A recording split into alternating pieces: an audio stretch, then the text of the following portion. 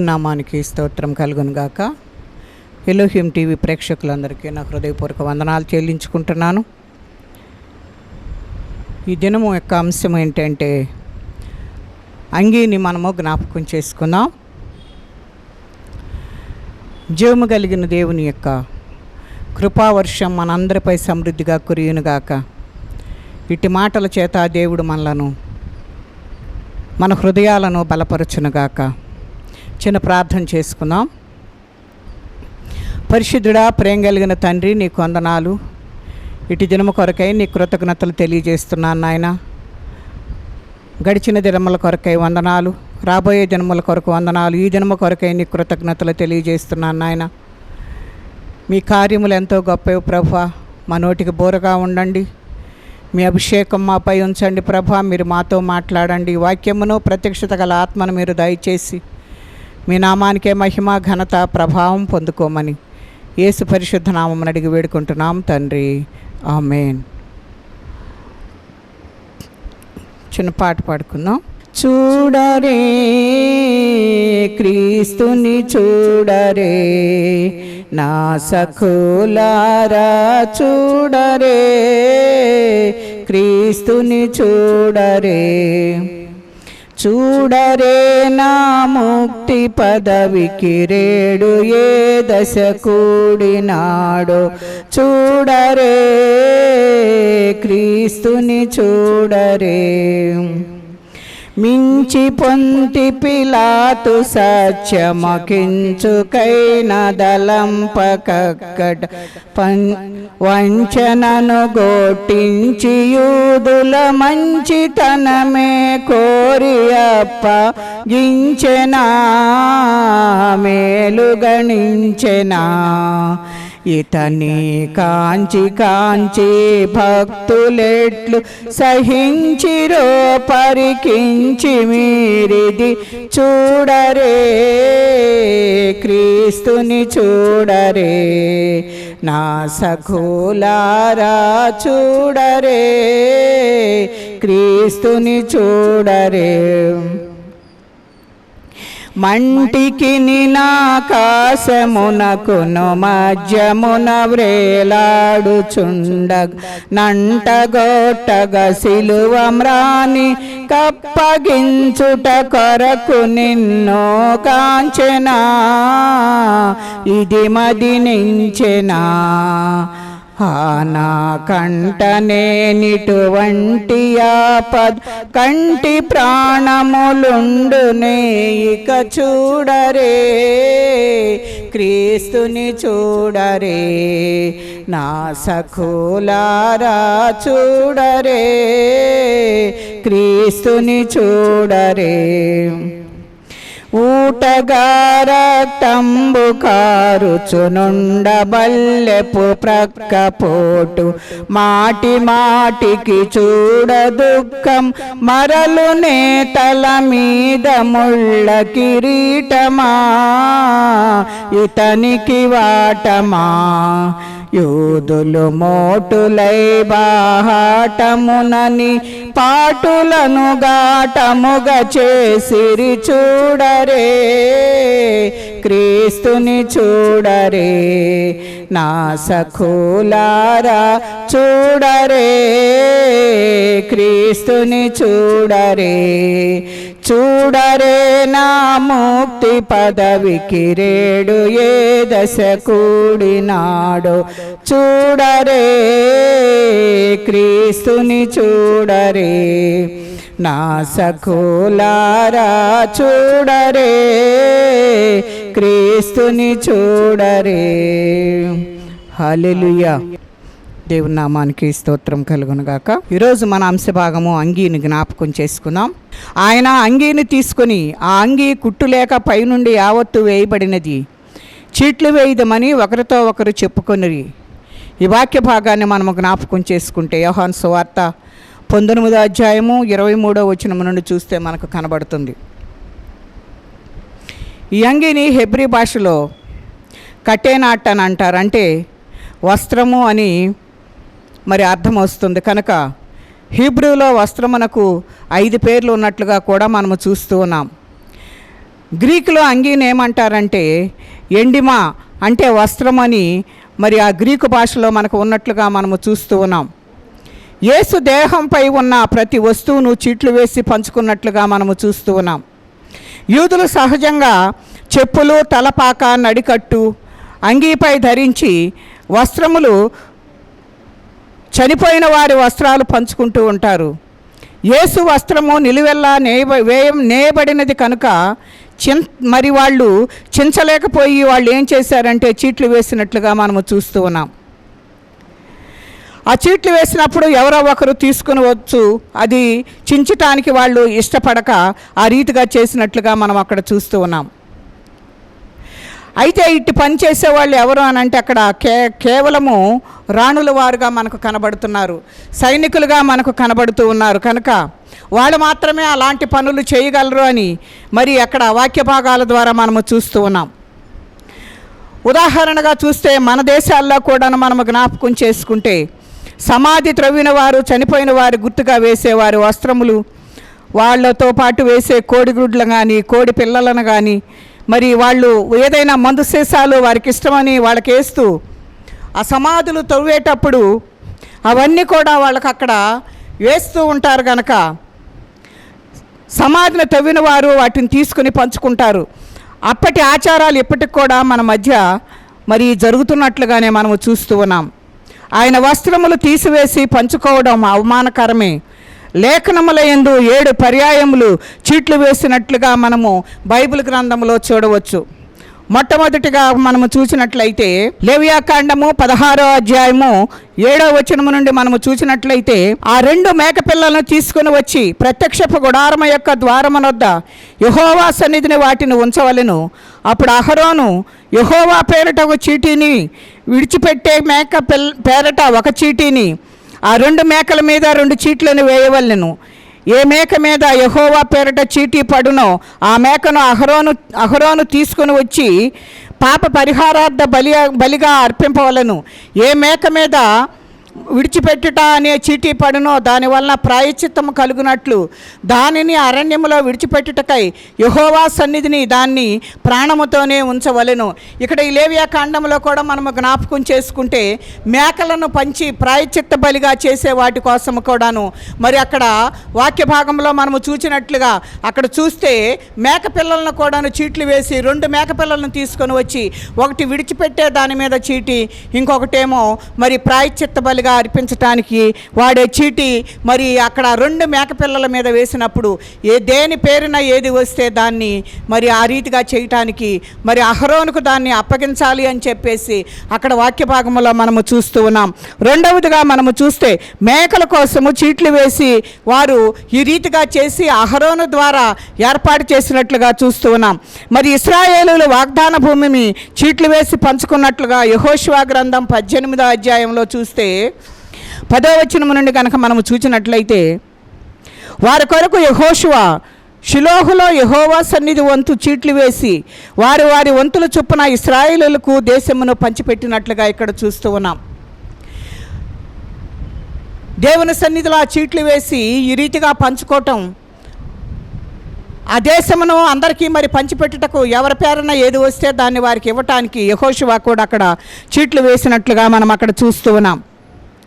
మూడవదిగా చూస్తే నెహెమ్యా కాలంలో బలికి ఎవరు కట్టెలు తేవాలో చీట్లు వేసినట్లుగా 10వ అధ్యాయము 34వ వచనములో కూడా మనము చూసినట్లయితే, మరియు మా పితరుల ఇంటి మర్యాద ప్రకారము ప్రతి సంవత్సరము నిర్ణయించుకునే కాలంలో ధర్మశాస్త్ర గ్రంథమందు రాసినట్లు మా దేవుడైన యెహోవా బలిపీఠం మీద దహింపజేయుటకు యాజకులలోను లేవీలలోను జనులలోను కట్టెల అర్పణమును మా దేవుని మందిరములోనికి ఎవరు తావాలనో వారు చీట్లు వేసుకుని నిర్ణయించుకొంటిమి.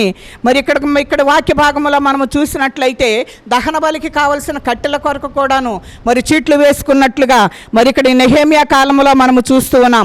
10వ అధ్యాయం 34వ వచనములో బలికి ఎవరు కట్టెలు తేవాలో అనేది కూడాను వారు చీట్లు వేసినట్లుగా చూస్తూ ఉన్నాం. అలాగనే మరి నెహెమ్యా గ్రంథం 11వ అధ్యాయం 1వ వచనములో కూడా మనము చూస్తే నెహెమ్యా కాలంలో ఎవరు యెరూషలేములో నివసించాలో కూడా వారు చీట్లు వేసినట్లుగా మనం ఇక్కడ చూస్తూ ఉన్నాం. జనులు అధికారులు యెరూషలేములో నివాసము చేసిరి. మిగిలిన జనులు పరిశుద్ధ పట్టణమగు యెరూషలేమునందు 10 మందిలో ఒకడు నివసించినట్లు, మిగిలిన 90 వేరు వేరు పట్టణంలో నివసించినట్లు చీట్లు వేసినట్లుగా మనం ఇక్కడ చూస్తూ ఉన్నాం. యెరూషలేములో ఎవరు నివసించాలో, ఎవరు బయట నివసించాలో, ఎక్కడ నివసించాలో అనేది కూడాను ఈ నెహెమ్యా కాలంలో 11వ అధ్యాయం 1వ వచనంలో చూసినట్లయితే ఆ రీతిగా మనకు కనబడుతున్నట్లుగా మనము చూస్తూ ఉన్నాం. యోనా గ్రంథమును కూడా మనము చూసినట్లయితే తుఫాను ఎవరిని బట్టి వస్తుందో చీట్లు వేసినట్లుగా మనము చూస్తూ ఉన్నాం. యోనా గ్రంథంలో మనము చూసినట్లయితే 1వ అధ్యాయము 7వ వచనములో చూస్తే ఎవరిని బట్టి ఈ కీడు సంభవించిందని మనం జ్ఞాపకం చేసుకుంటే, అంతలో ఓడవారు ఎవరిని బట్టి ఇంత కీడు మనకు సంభవించినదని తెలుసుకున్నట్టుకై మనము చీట్లు వేతము రండని ఒకరితో ఒకరు చెప్పుకొని చీట్లు వేయగా చీటి యోనా మీదకు వచ్చెను. కాబట్టి వారు అతన్ని చూచి, ఎవరిని బట్టి ఈ కీడు మాకు సంభవించెనో, నీ వ్యాపారం ఏమిటో, నువ్వెక్కడ నుండి వచ్చితివో, నీ దేశమేదో, నీ జనమేదో, ఈ సంగతి అంతయు మాకు తెలియజేయమనగా అతడు వారితో ఇట్లనెను, నేను హెబ్రీయుడను, సముద్రమునకును భూమినికి సృష్టికర్త అయిన ఆకాశమందుండు దేవుడై ఉన్న యెహోవా యందు నేను భయభక్తులు కలవాడనై ఉన్నాను. తాను యెహోవా సన్నిధిలో నుండి పారిపోవునట్లు అతడు మనుషులకు తెలియజేసి ఉండెను గనక వారు ఆ సంగతి విని తెలుసుకొని మరింత భయపడి నువ్వు చేసిన పని ఏమిటి అని అతనిని అడిగినప్పుడు మరి ఇక్కడ ఈ వాక్య భాగంలో మనము చూస్తూ ఉన్నాం. ఎవరిని బట్టి ఇది వచ్చిందోనని వాడ నావికుడు అందరినీ కూడాను మరి అక్కడ అడుగుతూ ఉన్నాడు, ఎవరిని బట్టి ఇది వచ్చిందో మనం చీట్లు వేద్దామంటే అది యోనా మీదకు వచ్చింది. నీ మీదకు వచ్చింది కనుక నువ్వు అసలు ఎవరివి, ఎక్కడి నుండి వస్తున్నావు, నువ్వు చేసే వ్యాపారం ఏంటి, నువ్వు చేస్తున్న పని ఏంటి అని వారందరూ కూడాను మరి ఆయన గురించి తెలుసుకోవాలని చెప్పేసి వాళ్ళందరూ అడిగినప్పుడు ఆయన ఏమని జవాబిస్తున్నాడంటే, అతడు వారితో ఇట్లా నేను 9వ వచనం, నేను హెబ్రీయుడను, సముద్రమునకును భూమికిని సృష్టికర్త అయిన ఆకాశమందుండు దేవుడైన యెహోవా యందు నేను భయభక్తులు గలవాడనై ఉన్నానని చెప్పేసి మరి ఇక్కడ మాట్లాడుతూ ఉన్నాడు. భయభక్తులు కలిగి ఉన్నాడు, కానీ దేవునికి దూరమై పారిపోతున్నట్లుగా మనం ఇక్కడ చూస్తున్నట్లుగా మనము చూస్తూ ఉన్నాం. తాను యెహోవా సన్నిధి నుండి పారిపోతున్నానని కూడాను అని నిర్భయముగా మాట్లాడినట్లుగా మనం ఇక్కడ చూస్తూ ఉన్నాం. కనుక ఎవరిని బట్టి వస్తుందో వారి పట్ల ఆ చీటీ వచ్చినట్లుగా మనం అక్కడ చూస్తున్నట్లుగా చూస్తూ ఉన్నాం. యేసు వస్త్రాలను పంచుకోవటానికి సీట్లు వేసినట్లుగా మనం ఇక్కడ చూస్తూ ఉన్నాం. మరి యోధాస్థానంలో శిష్యుని ఎన్నుకోవటం కోసం చీట్లు వేసినట్లుగా చూస్తూ ఉన్న అపోస్తుల కార్యముల గ్రంథం 1వ అధ్యాయం 26వ వచనాన్ని మనము చూస్తే 25 నుండి చూసినట్లయితే, తన చోటికి పోవుటకు యోధా తప్పిపోయిన పోగొట్టుకునిన ఈ పరిచర్యలో అపోస్తలత్వంలోను పాలు పొందుటకు వీరిద్దరిలో నీవు ఏర్పరచుకున్న వాణ్ణి కనబరుచుమన్రి. అంతటా వారు వీరిని గూర్చి చీట్లు వేయగా మత్తీయ పేరిట చీటీ వచ్చెను కనుక అతడు 11 మంది అపోస్తులతో కూడా లెక్కింపబడినట్లుగా ఇక్కడ చూస్తూ ఉన్నాం. యేసును అప్పగించి తను మరణించాడు కదా, అందును బట్టి మరి 12 మంది అపోస్తులలో ఒకళ్ళు తక్కువగా ఉన్నారు కనుక మనము చీట్లు వేసి ఎవరి పేరున వస్తే వాళ్ళని మరి 12వ వ్యక్తిగా యోధాకు బదులుగా మనం ఏర్పాటు చేసుకున్నామని అక్కడ చీట్లు వేసుకున్నట్లుగా మనము చూస్తూ ఉన్నాం. ఆ పేరు మత్తీయ పేరు మీద వచ్చింది కనుక అతని యోధా స్థానములో అపోస్తులుగా ఆయన్ను లెక్కించినట్లుగా మనం ఇక్కడ జ్ఞాపకం చేసుకుంటున్నాము. కనుక దేవుడు మనకి ఇవన్నిటిని కూడా ఎందుకు బయలుపరుస్తున్నాడు అని అంటే, యేసయ్యను కూడా మరి చీట్లు వేసి మరి ఆయన యొక్క వస్త్రములేంటి, చెప్పులేంటి, సమస్తాన్ని కూడా ఆయన వస్త్రములు ఓడబెరికి ఈ రీతిగా అన్నిట్లో కూడాను మరి ఆయనతో పాటు చీట్లు వేసినట్లుగా మనము చూస్తూ ఉన్నాం. ఈ విషయములన్నిటిని కూడా దేవుడు మనకు తెలియజేస్తున్నట్లుగా చూస్తూ ఉన్నాం. భటులు యేసు వస్త్రాన్ని పంచుకున్నారు అంటే దానికి కారణం ఆయన పరిశుద్ధుడు కనుక ఆ వస్త్రము కూడా పరిశుద్ధమై ఉంటుందని, నిలువెల్లా వేసిన వస్త్రము కనుక అందరూ దాన్ని పంచుకోవటం కుదరటం లేదు కనుక దాన్ని చీట్లు వేయటానికి వాళ్ళు అంగీకరించినట్లుగా చూస్తూ ఉన్నాం. అది అలాగున వేసుకునే వస్త్రాలు ఎవరు వేసుకుంటారు అని అంటే బాగా ధనవంతులు మాత్రమే ధరిస్తారు. కనుక ఆయన సృష్టినంతటినీ చేసిన వ్యక్తి, సమస్తమున ఆయన చేతిలోనే ఉంది. ఇంతకు మించిన ధనవంతులు ఎక్కడ ఉండరు కనుక ఆ వస్త్రాన్ని ఏ టైలర్ కూడా కుట్టలేదు. అది ఏకంగా ఉంటుంది, పైనుంచి కిందకి ఒకే విధంగా ఉంటుంది. అందుకే అటువంటి వస్త్రాలు అరుదుగా దొరుకుతాయి కనుక దానికోసం వాళ్ళు చీట్లు వేసుకున్నట్లుగా మనం ఇక్కడ వాక్య భాగంలో మనం చూస్తూ ఉన్నాం. అయితే ధరించే యాజక వస్త్రాలు, యూదులు ధరించే నిలువుటంగీలు వారి వారి విధులలో వాళ్ళు ఖచ్చితంగా ధరించాలి అని చెప్పేసి మరి ఒక ఆనవాయితీ ఉంది కనుక దానిని బట్టి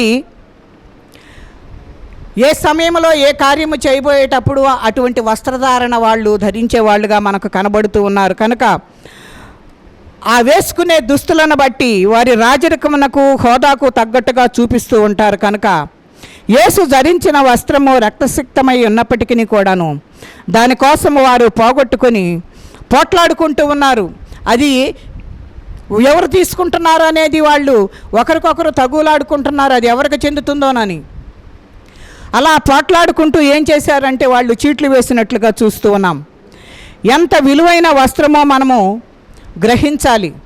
దాన్ని ఎందుకు అంత విలువగా దాన్ని గ్రహించారంటే ఆయన పరిశుద్ధుడు, ఆ వస్త్రము కూడా పరిశుద్ధత కలిగినది అని వాళ్ళు నమ్మారు.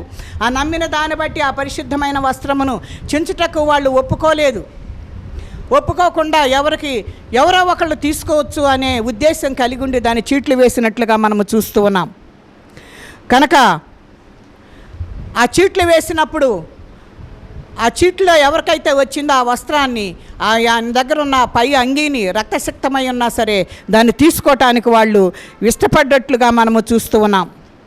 రాజు యొక్క వస్త్రముగాను దానికి ఎంతో విలువ ఉన్నది కనుక చీట్లు వేశారు. కనుక ఆ చీట్లు వేసినప్పుడు ఎవరికి వచ్చే వాళ్ళు తీసుకోవచ్చు అని వాళ్ళు ఎంతగానో ఆశపడుతూ ఉన్నారు. ఎవరికి వస్తుందో అని ఎంతగానో ఎదురు చూసినట్లుగా మనకు తెలుస్తూ ఉంది. యేసు బోధలలో నీ మీద అంగీ తీసుకుని ఎడ్లా నీ పై వస్త్రమును కూడా తీసి ఇచ్చివేయము అని చెప్పేసి మరి ఈ అంగీలను గురించి యేసు బోధలలో మనము జ్ఞాపకం చేస్తూ ఉన్నాడు. కనుక ప్రభు అయిన యేసుక్రీస్తు వారు ఏం చెబుతున్నాడంటే నీ మీద అంగీ తీసుకొని వెళ్ళా నీ పై వస్త్రమును కూడా తీసి వానికి ఇవ్వమని చెబుతూ ఉన్నాడు. లూకాసు సువార్త 6:29 బట్టను తీసుకుని వారికి అప్పగింపకము అని చెప్పేసి అంటున్నాడు. మరి 2 అంగీలు ఉన్నవాడు లేక వానికి ఒకటి లేని వానికి ఒకటి ఇయ్యాలి అని చెప్పేసి మరి దేవుడు మరి ఆయన బోధించేటప్పుడు మరి అనేకులకు తెలియజేసినట్లుగా మనము చూస్తూ ఉన్నాం. కనుక 2 అంగీలు నీవు ఉంచుకోవద్దు అని చెప్పేసి కూడా మాట్లాడుతూ ఉన్నాడు. చిన్న కుమారుని కూడా ఏం చేశారు అని అంటే ప్రశస్త వస్త్రములు మరి ఇచ్చినట్లుగా తండ్రి చూస్తూ ఉన్నాం. తప్పిపోయిన కుమారుడు సమస్తమును పోగొట్టుకున్నాడు. ఆ పోగొట్టుకున్న వ్యక్తి మరి ఎంతో వాసన కొడుతూ పందులు పట్టు తినే దగ్గర అక్కడ పనులు చేస్తూ ఆ వాసన భరిస్తూ బట్టలన్నీ మాసిపోయి వస్త్రహీనుడిగా ఉన్నప్పుడు, ఆ వస్త్రములు లేని విధంలో ఉన్నప్పుడు తండ్రి ఏం చేశాడంటే ప్రశస్తమైన వస్త్రాలను ఇచ్చినట్లుగా మనము చూస్తూ ఉన్నాం. కనుక ఈ వాక్య భాగంలో మనము జ్ఞాపకం చేసుకుంటే మనకు సజీవ సాక్ష్యంగా ఏం కనపడుతుందని చూస్తే నీతిమంతుడైన యేసు వస్త్రములు పంచుకున్న వారే సజీవ సాక్షులుగా ఉన్నట్లుగా మనకి ఇక్కడ కనబడుతూ ఉంది. చిరిగిన దేవాలయపు తెర ద్వారా మనకు ప్రవేశం కలిగినట్లుగా దేవుడు మనకు వాక్య భాగాల ద్వారా తెలియజేస్తూ ఉన్నాడు. పంచుకున్న వస్త్రముల ద్వారా మనకు రక్షణ కలిగినదని దేవుని యొక్క వాక్యము మనకు హెచ్చరిక చేస్తూ ఉంది. ఆదాము హవ్వలు సిగ్గును కప్పిన వస్త్రము ఈ పరిశుద్ధ వస్త్రమేనని మనము గ్రహించుకునవలసిన వారమై ఉన్నాం. ఆ మహిమ వస్త్రములు ఆ వస్త్రములే కనుక అవి ఇప్పటికీ కూడాను సజీవ సాక్ష్యములుగా ఉన్నట్లుగా మనము చూస్తూ ఉన్నాం. ఈ సజీవ సాక్ష్యములు ఆ మహిమ వస్త్రాన్ని మనం పోగొట్టుకోకుండా ఉండాలి. ఆదాము హవ్వలను మనము జ్ఞాపకం చేసుకుంటే ఏదెను తోటలో ఆజ్ఞను అతిక్రమించి దేవుడిచ్చిన మహిమను వాళ్ళు పోగొట్టుకుని దిగంబరత్వాన్ని కలిగి ఉన్నారు. దేవుడు మరలా మరి ఆ ఏదెను తోటలో చేసిన పని ఏంటి అని మనం జ్ఞాపకం చేసుకుంటే ఒక గొర్రెను వధించి వారికి చర్మపు చొక్కాయలు చేయించి ఇచ్చినట్లుగా చూస్తూ ఉన్నాం. ఆ వధించబడిన ఆ గొర్రె పిల్లే ప్రభు అయిన యేసుక్రీస్తు వారిగా ఆది కాండములో మనకు కనబడుతున్నట్లుగా మనము చూస్తూ ఉన్నాం. ఆది కాండములోనే యేసుకు పుట్టుకను గురించి, ఆయన చనిపోవటాన్ని గురించి, పునరుద్ధానమును గురించి అన్నీ కూడా ఆది కాండములోనే వ్రాయబడి ఉన్నాయి. అవన్నీ కూడాను క్రొత్త నిబంధనలో నెరవేరినట్లుగా చూస్తూ ఉన్నాం. ఇవన్నీ పాత నిబంధనలో అన్నీ కూడాను ఛాయలుగా మనకు కనబడుతున్నాయి. క్రొత్త నిబంధనలో అవన్నీ నెరవేర్చినట్లుగా దేవుడు మనకు వాక్య భాగాల ద్వారా తెలియజేస్తూ ఉన్నాడు. కనుక దీని నుంచి మనం ఒక ఉపమానాన్ని గ్రహించాలి. ఏంటి అనంటే 1453లో జాన్ గుటెన్బర్గ్ కనిపెట్టిన అచ్చు యంత్రం ద్వారా 1453 నుంచి 1456 వరకు 185 బైబిళ్లను ఆయన ప్రింట్ వేసినట్లుగా మరి చరిత్రకారులు మనకు తెలియజేస్తూ ఉన్నారు. అందులో 105 బైబిళ్ళు జాడ అనేది తెలియకుండా ఎక్కడో పడిపోయినాయి. 80 బైబిళ్ళు ఆయా దేశాల వారు కొనుక్కున్నారు. కొన్ని లైబ్రరీలలో, కొన్ని మ్యూజియంలలో మరి వాటిని ఉంచినట్లుగా కూడా మనము మరి అనేక చోట్ల మనము చూస్తూ ఉన్నాం. ప్రపంచ ధనవంతులలో ఒకటైన బిల్ గేట్స్ 1994లో ఒక బైబిల్ను 135 కోట్లకు కొన్నట్లుగా మరి సాక్ష్యం ఇస్తూ ఉన్నారు. అంత పాత బైబిలు ఎందుకు అంత రేటు పెట్టి కొన్నారు అంటే అది పరిశుద్ధిని గూర్చి వ్రాయబడిన గ్రంథము. పరిశుద్ధ బైబిలు ఆయన ఎంతటి పరిశుద్ధుడో అన్నది బిల్ గేట్స్ బైబిలు 135 కోట్లు సాక్ష్యముగా ఉన్నట్లుగా మనం ఇక్కడ చూస్తూ ఉన్నాం. యేసుకు ఆయన ఎంత గౌరవం ఇచ్చాడో బిల్ గేట్స్ సాక్ష్యం ఇస్తున్నట్లుగా మనము చూస్తూ ఉన్నాం. ఎంత విలువగా నించాడని అంటే అన్ని కోట్లు పెట్టి ఒక బైబిలు అప్పుడు ఫస్ట్లో ముద్ర వేసిన ఆ బైబిల్ను ఆయన ఎంతో మరి విలువ పెట్టి కొనుక్కున్నట్లుగా మనం చూస్తూ ఉన్నాం. ఎందుకంటే అది అంతకంటే మించిన విలువైన గ్రంథమని ఆయన ఎంచాడు కనుక అన్ని కోట్లు పెట్టి ఆ గ్రంథాన్ని కొని మరి ఆయన సాక్షిగా నిలబడ్డాడు. నీ సాక్ష్యము ఈరోజు ఏ రీతిగా ఉంది? ఆయన విలువను నువ్వు ఎంత పెంచుతున్నావు? ఆయన విలువను మనం పెంచుతున్నామా, తగ్గిస్తున్నామా? దేవుడి రీతిగా మనతో మాట్లాడుతూ ఉండగా మనలను మనం సరిచేసుకుందాం. దేవుని యొక్క విలువను మనం పెంచుదాం. దేవుని విలువ పెంచే విషయంలో ఎటువంటి పరిస్థితులు ఉండినా వాటన్నిటినీ యేసునామంలో మరి మనం భరిస్తూ దేవునికి సాక్షులముగా మనం ఉంటూ దేవునికి విలువ పెంచేగా ఉందాం. అట్టి కృపా పరిశుద్ధాత్మ దేవుడు మనకు తోడై ఉండి నడిపించునుగాక. దేవుడి కొద్ది మాటలు మన వినికిడిలో దీవించి ఆశీర్వదించునుగాక. చిన్న ప్రార్థన చేసుకుందాం.